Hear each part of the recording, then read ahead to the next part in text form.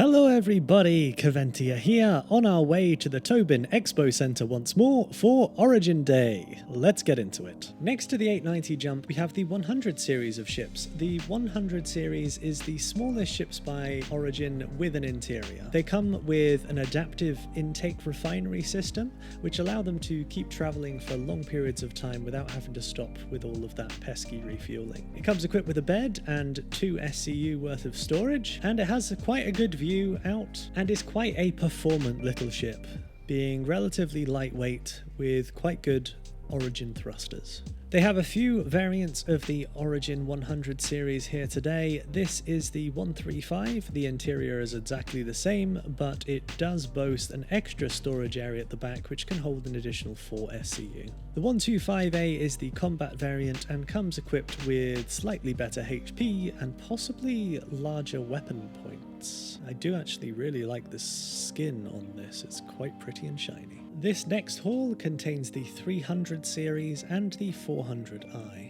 The 300 series is slightly larger than the 100 series. This base model is called the 300i. It features a panoramic roof that goes all the way to the front of the ship, a bed and a small kitchen area, along with a small storage area and of course a place for guns and champagne. It also has the advantage of having a toilet, which I guess the 100i people can do without. Probably better for long-term trips. It also comes with some externally accessible storage. The next version of the 300 series is the 315p. This one is my personal favourite, and not because of the garish colour scheme, but because it has a nose-mounted tractor beam under the pilot's control. I haven't had a chance to play with this ship since they updated the tractor beams in this patch, so let's rent it.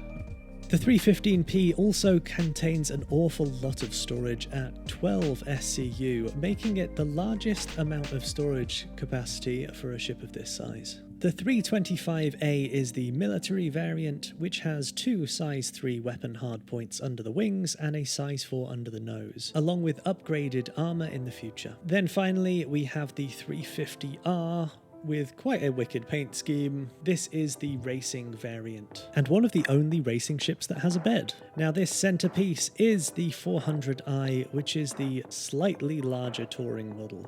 This sits comfortably in the sizes between the 300 series and the 600 series. To me, this always kind of looked like a bird of some kind with the elongated nose or beak. It features nose-mounted controls, and in there you can fit a small hoverbike. It's specifically designed for the Origin X1 series of bikes. It features one of the prettiest gravity generators in the game, a small armory with space for suits. It also has a docking port, which is something that the 600 series is currently lacking. I'm not entirely sure what this fridge room is for, but it does contain their size 3 shield. At the back, it also has a very small cargo hold and escape pods for 4. Finally, we have the habitation deck, which features a modest toilet, a twin bedroom for crew, and a master bedroom for the captain. Each of these also appears to have a small amount of external storage. At the back, it has a small dining area, kitchen, and navigation point. And at the front, it has quite a gorgeous cockpit which seats 3. This cute little ship here is the Origin X85. It's actually the Snub ship for the 890 Jump.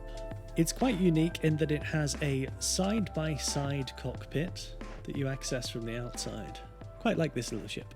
It's also a reasonably fast racer. But the Ferrari of the Origin lineup is the Origin M50.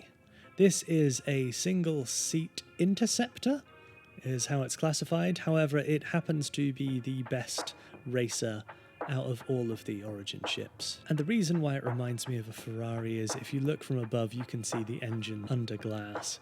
Really cool looking ship. I did absolutely love this ship, as you have an amazing view out of the cockpit. However, it has recently been nerfed in the latest patches, and I'd really like it to be one of the better performing race ships again. I hope it gets there, we'll see. Let's have a quick check what's on the store.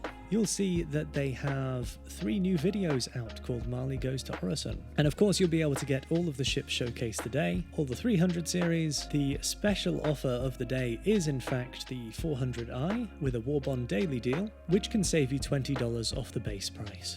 The list of available ships also includes the G12, the anti-air version G12A, and the racing version G12R, along with the 3 versions of the X1, the base X1, the Pathfinder and Exploration version called the X1 Force, and the racing version called X1 Velocity. Oh, I wonder which variant this is. Well, talk about sense of scale here at the Tobin Expo Center today. In the Zenith Hall, we have the 600i, which is one of my favorite ships, which is slightly dwarfed by the 890 Jump you can see there in the background. These are the 2 largest luxury ships in the game. It comes with 12 size 3 missiles and 3 size 5 weapons under the pilot's control. So considering it's a luxury ship, you actually have quite a bit of firepower under your finger. This is the touring edition of the 600, and I've never actually been inside the touring edition of the 600i, so I'm quite excited to see what the differences are. This ship consists of 2 internal decks, although it is a slightly older ship and is overdue a rework. The bridge is the same in both ships, and it grants the pilot and co-pilots an unobstructed view of what is normally space, but today is of an expo hall. I believe these are escape pods, although they're currently non-functioning. This is my first time in this ship. This is the first time I'm exploring this part. So we've got some wooden floors. We've got a luxury bathroom with a clear opening. Not very good if you're on the toilet and you want some privacy. Modern versions of these put like current through the glass in order to make it opaque. You'd think that in the future Origin would also have that technology. We are of course vampires in this game with no reflection. Okay, this is the same. So that's, I guess this is crew quarters? Yeah, crew quarters. Okay, so we've got 4 matching crew quarters. Oh, and it does actually have glass as a safety barrier here. I kind of didn't notice that at first because it's very clean. Going towards the back of the ship, we have a second elevator. This doesn't go external, it just goes between top and bottom floor. This is a small armory, which comes complete with weapon racks. But the weapon racks are quite satisfying how they chunk out towards you.